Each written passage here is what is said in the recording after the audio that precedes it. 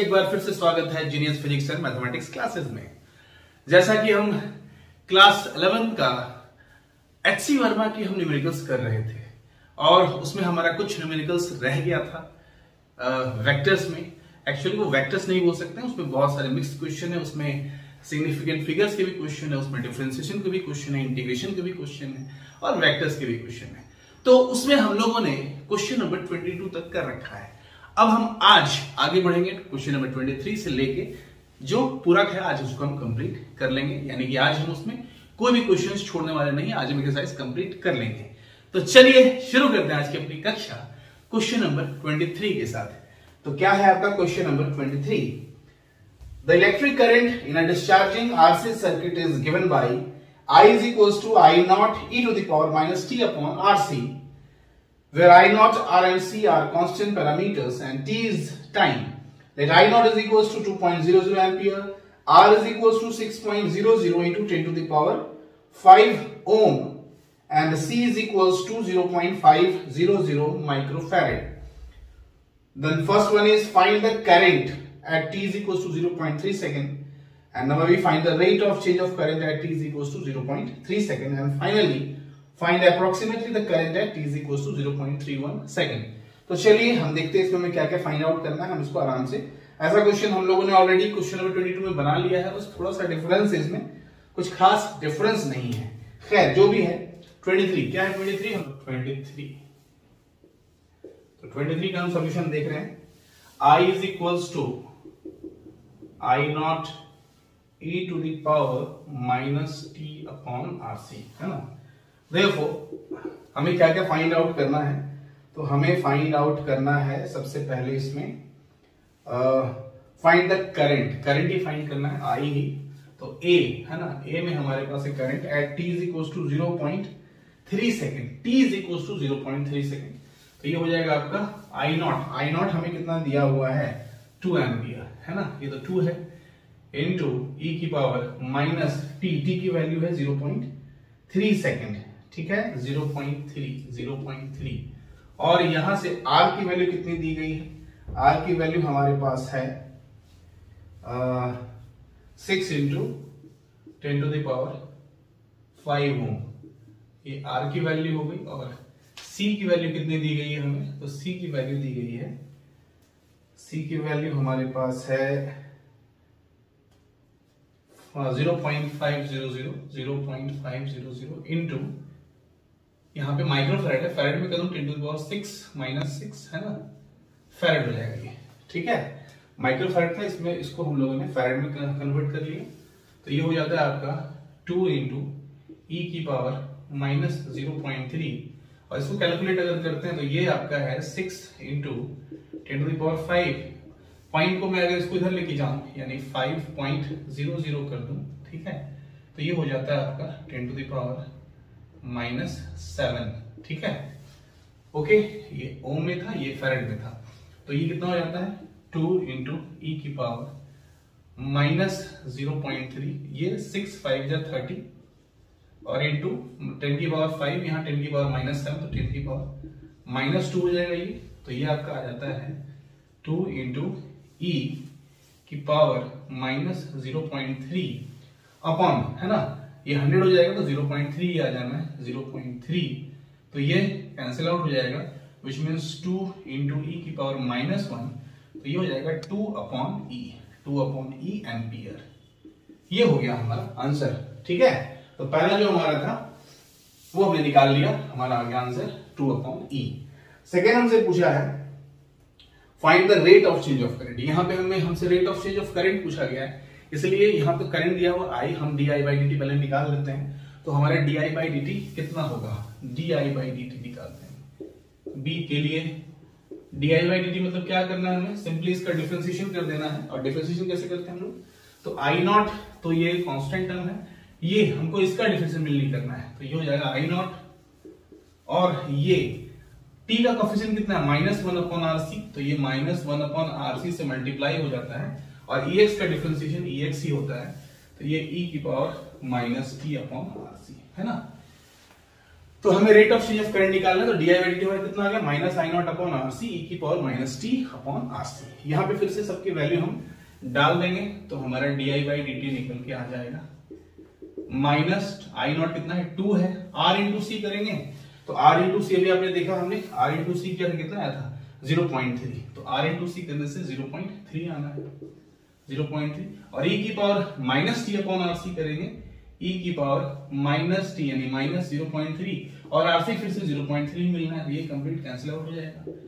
तो D I by D T हमें कितना मिल जाता है माइनस 2 अपॉन 0.3 इंटू ई की पावर कितनी माइनस 1, तो ये हो जाता है माइनस 2 अपॉन ये 3 है तो पॉइंट को अगर मैं हटाऊं तो 20 आ जाएगा ऊपर 23 और ये ई नीचे आ जाएगा यानी कि माइनस 20 अपॉन 3 ई ये आ जाएगा आपका एम्पियर पर सेकेंड है ना, एम्पियर पर माइनस 20 अपॉन 3 ई ये हमारा आ जाता है माइनस 20 अपॉन 3। सेकेंड का थर्ड का अगर हम निकालना चाहें सी, तो सी में हमसे क्या पूछा है, सी में हमसे क्वेश्चन वही पूछा है करंट ही जो पहले था नंबर 1 का करंट ही पूछा है, लेकिन यहाँ पे टी आपका दे दिया है 0.31 सेकंड यानी हमें 0.31 सेकंड पे निकालना है। तो करंट हम निकालते हैं एट 0.31, तो कुछ नहीं करना है, यहाँ पे आपका ऊपर में जो है 0.31 आ जाएगा तो यह आ जाएगा 2 इंटू ई की पावर माइनस 0.31 अपॉन नीचे 0.3 ही आना है 0.3 है ना, ये करंट आ जाएगा। यानी कि आप देख सकते हैं अगर मैं 0.31 को और 0.3 का मतलब 0.30 की बात हुई, इसको मैं कैंसिल आउट करूं तो ये आपका आ जाता है 2 इंटू ई की पावर माइनस 1.03, आप इसको कैंसिल आउट करके देखिएगा तो ये 1.03 टाइम्स में कटता है। तो अगर मैं फर्दर इसको लेके आऊं तो ये हो जाएगा 2 अपॉन है ना ई की पावर प्लस में हो जाएगा 1.03 एम्पियर। तो चूंकि ई आप जानते हैं कि एक रेशनल नंबर है, ऑयलर्स नंबर है, तो इसको यहाँ कैलकुलेट करना पड़ेगा, आप आंसर यहाँ पे नहीं छोड़ सकते हैं। तो अगर मैं ई की पावर 1.03 की वैल्यू निकालूं तो ये लगभग 2.801 आता है, तो ये हो जाता है आपका 2 अपॉन 2.801। ये तो ई की पावर 1.03 की वैल्यू है, लेकिन हम इसको लगभग में कैलकुलेट करेंगे तो ई की वैल्यू होती कितनी है, तो ई की वैल्यू आपको पता है ऑयलर्स नंबर की वैल्यू 2.7182828459450 ऐसे वो बढ़ते चला जाता है। जैसे पाई आपका एक रेशनल नंबर है वैसे वो भी रेशनल नंबर होता है। इसकी चर्चा में एक अलग से वीडियो कर दूंगा कि ई एक्चुअली होता क्या है, हम इसको कैसे लेकर आए हैं मैथमेटिक्स में, वो हम बाद में चर्चा करेंगे। लेकिन हाँ, अगर मैं इसको क्लोज वैल्यू देखूं तो ये 3 के क्लोज है, तो अगर मैं यहां पे क्या कर दूं कि अगर मैं यहाँ पे 3 लिख दूं, नीचे 3 है तो 2.801, अगर मैं 3 लिख दूं तो मुझे ऊपर में एक नंबर लिखना पड़ेगा जिससे कि वो कट जाए। तो अगर मैं 3 लिखता हूं तो ऊपर में क्या लिखूं कि वो कट के 2.801 हो जाए, है ना। तो मैं 3 को 2.801 से डिवाइड मार दूंगा तो वो आ जाएगा लगभग 1.07 के आसपास। और मैं यहां पे क्या कर रहा हूं, मैं इसको 3 लिख दूंगा, है ना, इसको मैं क्या लिख दूंगा 3 लिखने से क्या होगा और 1.07 से क्या होगा कि ये 3 हो गया और ऊपर 1.07 आप कैंसिल आउट करके देखिए 2.8 ही आना है, इंटू है ना, यहां पे मैं इंटू कर रहा हूं किससे, ई से, तो ऊपर भी मैं क्या करूंगा ई से इसको मल्टीप्लाई कर दूंगा ताकि ई के टर्म में आपका आंसर आ जाए। और ई की वैल्यू आपको पता है कितनी होती है 2.1.07 इंटू 2.718288, ये आगे बढ़ते चला जाता है डिवाइड बाई 3e, है ना। और इसको अगर आप फर्दर सॉल्व करेंगे तो आपको जो इसका आंसर है वो मिलेगा i is equals to 5.8/3e, ठीक है।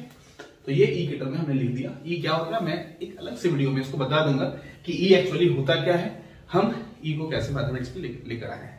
खैर, ये था हमारा क्वेश्चन नंबर 23। अब हम चलते हैं क्वेश्चन नंबर 24 की तरफ। क्वेश्चन नंबर 24 है find the area bounded under the curve y is equals to 3x square plus 6x plus 7 and the x axis with the ordinates at x is equals to 5 and x is equals to 10।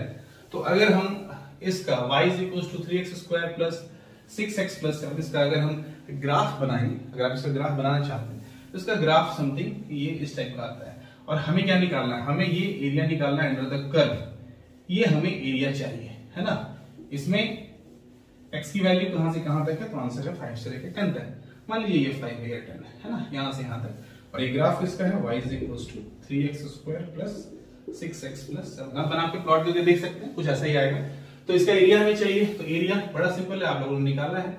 हम simply integrate कर देते हैं किसको, y dx है ना, कहां से कहां तक, 5 से लेकर 10 तक।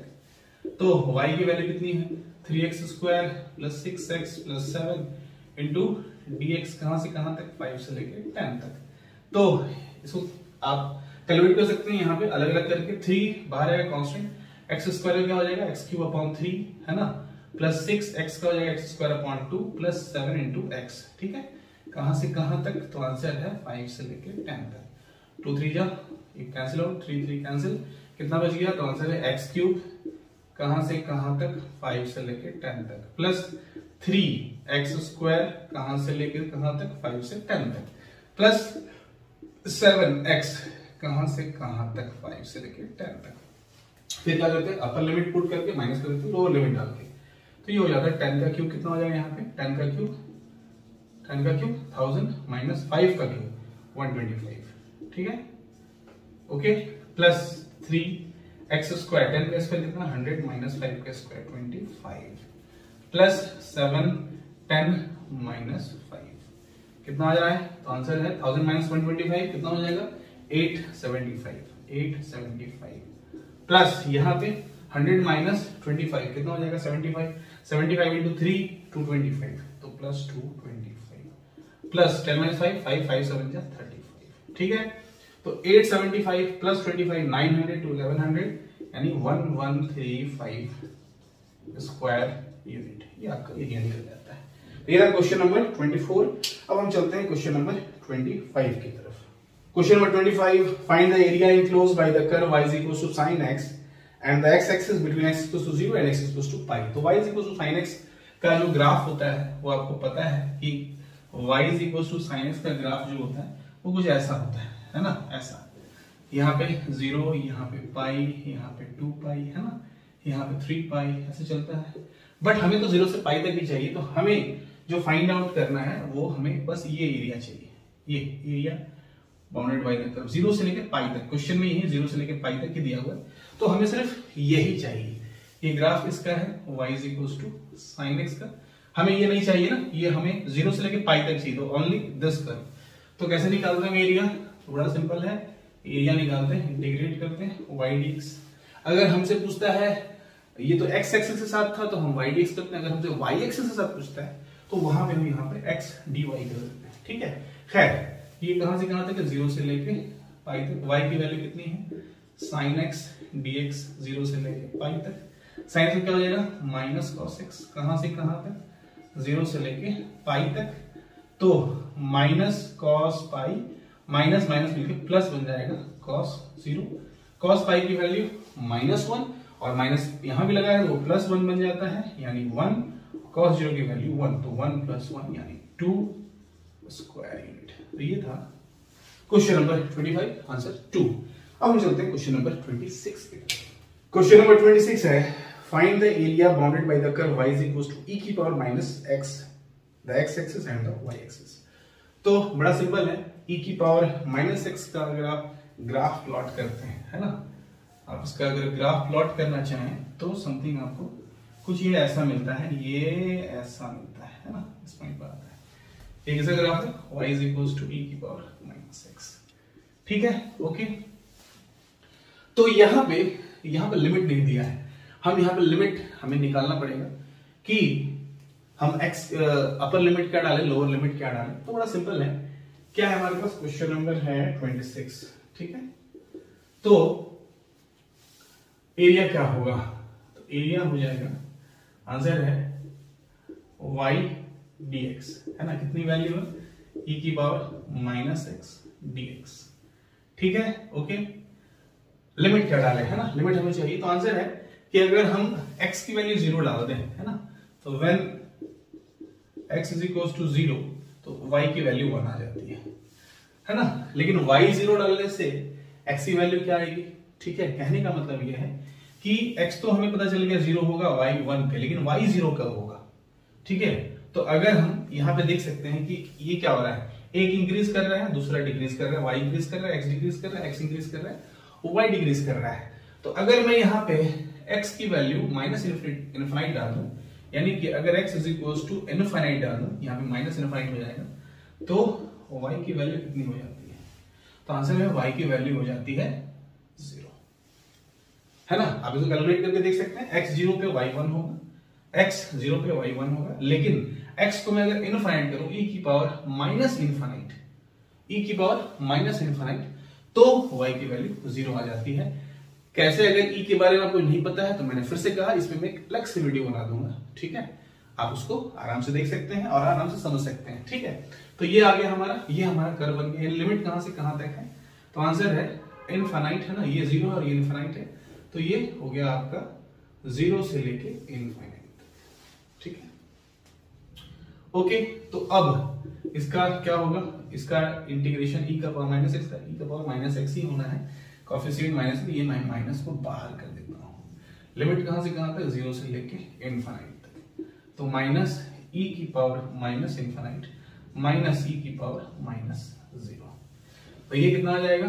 e की पावर माइनस इनफाइनाइट, तो 0 हो जाना है, ठीक है, और माइनस e की पावर माइनस 0, 1 बाई e की पावर 0, 1, यानी कि ये इसको तो 1 ही होना है, तो 0 माइनस 1 माइनस 1 और माइनस इंटू माइनस, ये आपका बन जाना प्लस 1, तो ये आपका निकल गया area plus 1 square unit. Question number 26। अब हम चलते हैं क्वेश्चन नंबर 27 की तरफ। Condition, a rod of length L is placed along the x-axis between x is equals to 0 and x is equals to L. The linear density rho of the rod varies with the distance x from the origin as rho is equals to a plus bx. यहां पे हमें find out करना है, ऐसा unit चाहिए हमें a और b का, और साथ साथ हमें मास निकालना है रॉड का इन terms of a, b and l। तो आप लोगों ने क्वेश्चन नंबर 27, आप लोगों ने प्रिंसिपल ऑफ होमोजेनिटी तो पढ़ा ही है, और according to principle of homogeneity हमारे पास यहां पे दिया गया है क्या? रो इज इक्वल्स टू, है ना, a प्लस बी एक्स, ठीक है। तो आंसर है रो क्या होता है आपका? तो रो यहां पे बोल रहा है कि रो जो है वो है लीनियर डेंसिटी, यानी कि मास अपॉन लेंथ। तो अगर ये लीनियर डेंसिटी है तो आंसर है कि लीनियर डेंसिटी में जब हम लीनियर डेंसिटी जोड़ेंगे तो ही हमको लीनियर डेंसिटी मिलता है। ये है according to principle of homogeneity. कहने का मतलब है कि इसका यूनिट वही होना चाहिए जो लीनियर डेंसिटी का होगा, और ये पूरी का यूनिट वही होना चाहिए जो लीनियर डेंसिटी का होता है, ठीक है। यहाँ पे x क्या है आपका? x तो यहाँ पे लेंथ है, तो मैं बोलूंगा कि SI unit of a, SI unit of a is equals to unit of rho, और ये क्या होता है? Unit of row, mass per unit length, तो उसका यूनिट क्या हो जाएगा? मास का किलोग्राम, और लेंथ का क्या हो जाएगा आपका? मीटर, तो ये हो जाएगा kilogram mass per unit length, kilogram पर मीटर, है ना। ओके, ये ए का बन जाता है, इसको मैं ऐसे लिख सकता हूं केजी पर मीटर, ठीक है। और अगर मैं bx का बोलूं, SI unit of bx, SI unit of bx, तो ये भी हो जाएगा आपका केजी पर मीटर। इनमें तो सिर्फ b चाहिए, x क्या लेंथ है, तो b इंटू ये भी क्या होगा? Metre, is equals to KG per metre, और ये फिर से नीचे चला जाएगा तो ये पर में आ जाएगा, है ना, और ये ऊपर ले आएंगे इसको उठा के, ये केजी पर मीटर स्क्वायर। तो ऐसा यूनिट ऑफ ए हो गया आपका किलोग्राम पर मीटर, और ऐसा यूनिट ऑफ बी हो गया आपका किलोग्राम पर मीटर स्क्वायर, ठीक है। इसमें और भी हमें कुछ निकालना है, इसमें हमें क्या निकालना है? Find the mass of the rod in terms of a, b and l. A, b और एल के टर्म्स में हमें मास निकालना है। तो देखिए, ये अगर हमारा रॉड है ना, ये हमारा एक रॉड है ना, इसकी वैल्यू कहां से कहां तक है? तो आंसर है x की वैल्यू यहाँ पे 0 है, यहाँ पे x की वैल्यू l है। अगर मैं एक छोटा सा सेक्शन ले लूं, है ना, जिसका बड़ा छोटा सा थिकनेस है, सपोज ये dx है ना, तो यहाँ पे जो हमारा मास निकल जाएगा m इज इक्वल्स टू, है ना, वो कितना निकल जाएगा? तो मास निकल जाता है हमारा, हमें चाहिए मास, तो वो हो जाएगा आपका, यहां से आप देख सकते हैं rho is equals to m upon l, तो m कितना हो जाएगा? रो l, है ना। रो l मतलब पूरा लेंथ हो गया, लेकिन हमने तो छोटा सा माना है dx, तो हमारा हो जाएगा छोटा सा mass dm is equals to rho into dx, है ना। और फर्दर इसको अगर हम इंटीग्रेट कर देंगे तो हमें पूरा मास मिल जाएगा। तो चलिए हम इसे इंटीग्रेट करते हैं। टोटल मास कैसे निकालेंगे हम? तो टोटल मास के लिए हम क्या करेंगे? Total mass is equals to क्या हो जाएगा? यहाँ इंटीग्रेशन ऑफ dm, इधर इंटीग्रेशन ऑफ रो dx, सही है। तो ये हो गया m रो की value a plus b x into d x, ठीक है। ये हो गया a dx प्लस ये हो गया बी एक्स डी एक्स, है ना। लिमिट कहां से कहां तक है, 0 से लेके l तक, 0 से लेके l तक, ठीक है, ओके। अब हम इसको सॉल्व कर लेते हैं यहाँ पे आराम से। तो ये हमारा हो जाता है a तो कांस्टेंट है dx का x हो जाएगा 0 से लेके l तक, प्लस b कांस्टेंट है x का x स्क्वायर बाई 2 हो जाना है 0 से लेके l तक, ठीक है। तो ये कितना आ जा रहा है, हमको निकालना है a b और l के टर्म में निकालना है। तो ये हो गया a, यहाँ पुट कर देते हैं तो l माइनस 0, b यहाँ पे हो जाएगा l square by 2 minus 0 square by 2 यानी 0 बाई 2, तो 0 ही हो जाना है। तो फाइनली हमें जो मास मिल गया m वो मिल गया a l plus b l square by 2। तो ये किसके टर्म में मिला हमें, a b और l के टर्म में। तो this is mass of the rod. तो यहां हमने क्या निकाला, यूनिट निकाला और मास निकाल लिया। चलिए हम आगे बढ़ते हैं क्वेश्चन नंबर 28 की तरफ। Question number 28, the momentum p of a particle changes with time t according to the relation dp by dt is equals to 10 Newton plus 2 Newton पर सेकेंड इंटू t, है ना, यानी कि कुल मिला के dp by dt is equals to 10 plus 2t. If the momentum is 0 at t is equals to 0, what will be the momentum be at t is equals to 10 second. बहुत simple है, क्या गिवन है, dp by dt आपको दे दिया गया है 10 plus 2t। हमसे कहा गया if the momentum is 0 at t is equals to 0 second. तो सबसे पहले हम यहाँ पे मोमेंटम निकालेंगे। तो dp is equals to कितना हो जाएगा, 10 plus 2t इंटू dt। तो टोटल मोमेंटम कैसे निकालते हैं, इंटीग्रेट कर देते हैं दोनों साइड। तो ये हो जाएगा 10 dt प्लस 2t dt, है ना। कितना आ जाएगा ये, p is equals to 10t plus 2t square upon 2 2 cancel, plus c भी आएगा कांस्टेंट। तो p is equals to 10t plus t square plus c। यहां पे दिया गया है t 0 है तो मोमेंटम भी 0 है। ऐसा इसलिए दिया रहता है ताकि हम इस कांस्टेंट की वैल्यू निकाल सके। तो when t is equals to 0, t is equals to 0, तो c भी कितना आपका आ जाएगा, ये 0 ये भी 0, तो c भी कितना आ जाएगा 0। और अगर c 0 आ गया तो आपके पास मोमेंटम क्या आ जाता है, 10t plus t square. Now अब हमसे पूछा गया कि at t is equals to 10 second पे मोमेंटम क्या होगा। तो आंसर है 10 इंटू 10 प्लस 10 का स्क्वायर। तो ये हो गया आपका 100 प्लस 100 यानी कि 200, है ना। तो आंसर हो गया आपका 200। कितना, तो मोमेंटम का आपको पता है, मोमेंटम का ऐसा यूनिट क्या होता है, मोमेंटम का ऐसा यूनिट जो हमारा होता है वो होता है mass into velocity kilogram metre per second. तो 200 किलोग्राम मीटर पर सेकेंड, ठीक है। The changes in a function y and the independent variable x are related as dy upon dx is equal to x square. Then find y as a function of x. बड़ा simple है कि since dy upon dx is equal to कितना, x square, तो आप यहाँ से देख सकते हैं dy कितना हो जाएगा, x square dx।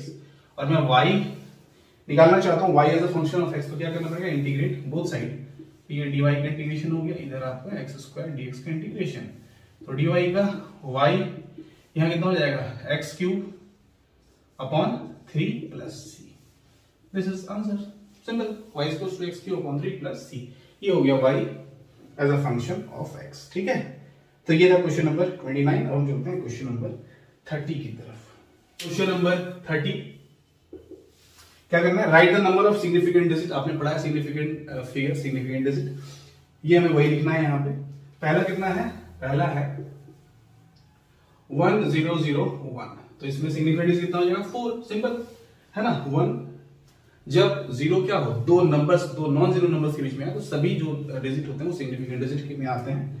तो इसका नंबर ऑफ सिग्निफिकेंट डिजिट हो गया 4। दूसरा क्या है 100.1। फिर से देखिए दो नॉन जीरो के बीच में आ रहा है, इसका भी कितना हो जाना है 4। फिर है 100.10। यहाँ देखिए यहाँ पे 0 जो है आपका किधर है, राइट में है। तो आपको पता है राइट में जो होता है हम उसको एज अ सिग्निफिकेंट डिजिट हम लेते हैं। तो यहाँ पे 5 हो जाएगा, 5, ठीक है। और फाइनली डी क्या है 0.001001। लेफ्ट है ना, हमारा जो लेफ्ट में होता है हम उसको एज अ सिग्निफिकेंट डिजिट नहीं लेते हैं, तो हमारे पास कितना होगा, ये लेफ्ट वाले तीनों जीरो को छोड़ देंगे तो क्या बचेगा 1 2 3 4, तो यहाँ पे आंसर हो जाएगा 4। तो ये था क्वेश्चन नंबर 30, आपने इसको पढ़ा है, बड़ा सिंपल है। अब हम चलते हैं क्वेश्चन नंबर 31 की तरफ, ठीक है। क्या है question number 31? Question number 31, a meter scale is graduated at every millimeter, how many significant digit will be there in the length measurement with this scale? एक मीटर स्केल है जिसको मिलीमीटर तक ग्रेजुएट किया गया है। आपको पता है 1 मीटर इक्वल्स टू कितना होता है, तो 1 मीटर इक्वल्स टू होता है 100 सेंटीमीटर और 1 सेंटीमीटर इक्वल्स टू 10 मिलीमीटर, यानी 1 मीटर इक्वल्स टू 1000 मिलीमीटर। ठीक है, कितना दिख रहा है आपको, मिनिमम हम 1 भी कर सकते हैं, 5 mm है तो हम 5 mm का भी कर सकते हैं, है कि नहीं। और हम यहाँ पे और क्या कर सकते हैं, हमारे पास मैक्सिमम कितना है 1 2 3 4, तो 4 तक हम कर सकते हैं। तो यहाँ पे 1 से लेके हम कहां तक कर सकते हैं, 4 तक कर सकते हैं, 1 to 4। हमसे ये पूछा गया है कि हाउ मेनी सिग्निफिकेंट डिजिट, तो मिनिमम आप 1 डिजिट तक भी जा सकते हैं और मैक्सिमम 4 डिजिट तक भी जा सकते हैं, यानी कि मैं 1 से लेके 4 तक कर सकता हूँ, 1 भी कर सकता हूँ, 2 भी कर सकता हूँ, 3 भी कर सकता हूँ, 4 भी कर सकता हूँ। तो इसका जो आंसर होगा वो होगा 1 भी होगा, 2 भी होगा, 3 भी होगा, 4 भी होगा, है ना। 4 तो आपको दिख रहा है, क्या है 4, 1000 mm।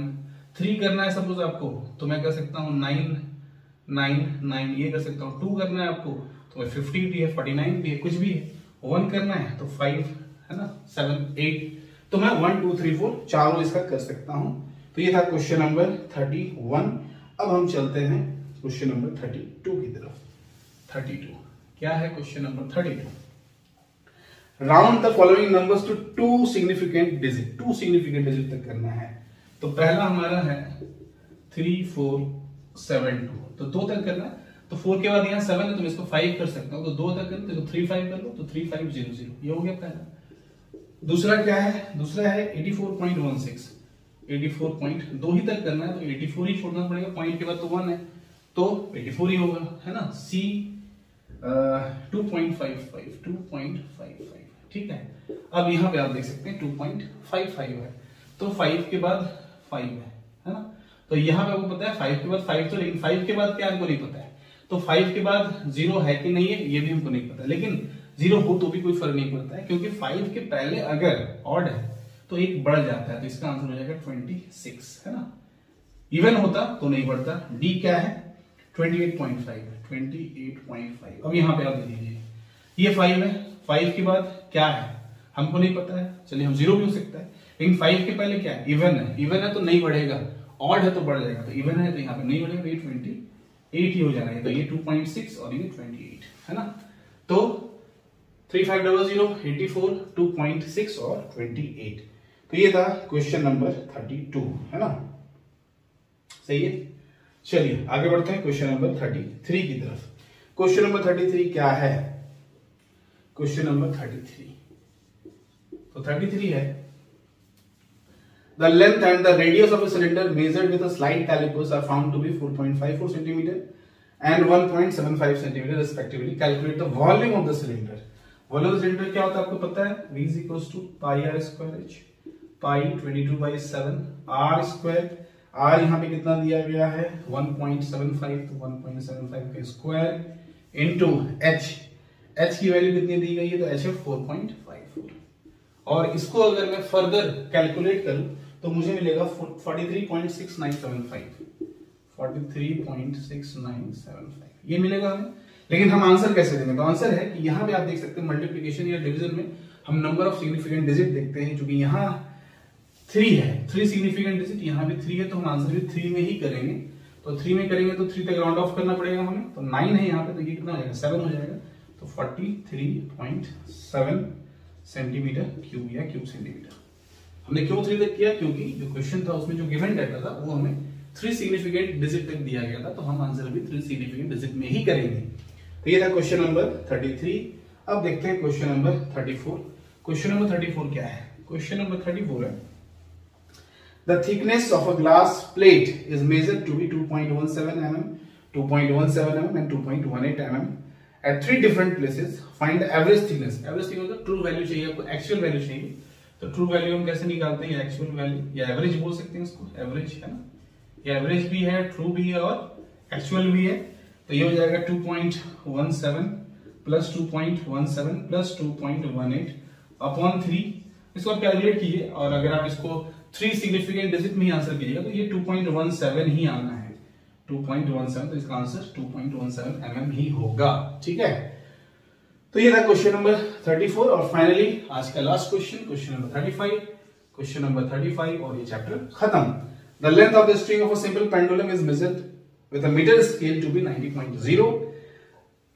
The radius of the bob plus the length of the hook is calculated to be 2.13 centimetre using measurement with slide callipers. What is the effective length? Effective length क्या होता है? तो दोनों को ऐड करना होता है। इफेक्टिव लेंथ क्या होता है? Length of the string of the simple pendulum plus the radius of the Bob, क्योंकि हम सेंटर तक लेते हैं ना, जहां से हम उसको टाई करते हैं वहां से हम सेंटर तक लेते हैं, तो सेंटर तक लेने के लिए दोनों को क्या करना पड़ेगा? जोड़ना पड़ेगा। तो हम यहाँ पे इफेक्टिव लेंथ कितना लिख देंगे? इफेक्टिव लेंथ जो हमें मिलेगा वो मिलेगा हमें यहाँ 90.0 सेंटीमीटर प्लस कितना है? 2.13। अगर मैं इसको जोड़ूं तो मुझे मिलता है 92.13। लेकिन आप देख सकते हैं ये यहाँ पे 3 है, 3 में है, ये भी 3 में, तो हमें आंसर भी 3 में ही करना है, 3 सिग्निफिकेंट है, तो 92.1 सेंटीमीटर ये आपका आंसर हो गया। तो ये था क्वेश्चन नंबर 35 और इस तरह से ये जो हमारा एक्सरसाइज है ये कंप्लीट हो जाता है। अब हम आगे बढ़ेंगे, इसके बाद हमारा रेस्ट एंड मोशन। अब हम रेस्ट एंड मोशन के क्वेश्चन करेंगे अगले क्लास में। खैर, अगर वीडियो अच्छा लगा हो तो लाइक करें और चैनल को सब्सक्राइब करें। तब तक के लिए जय हिंद, जय भारत।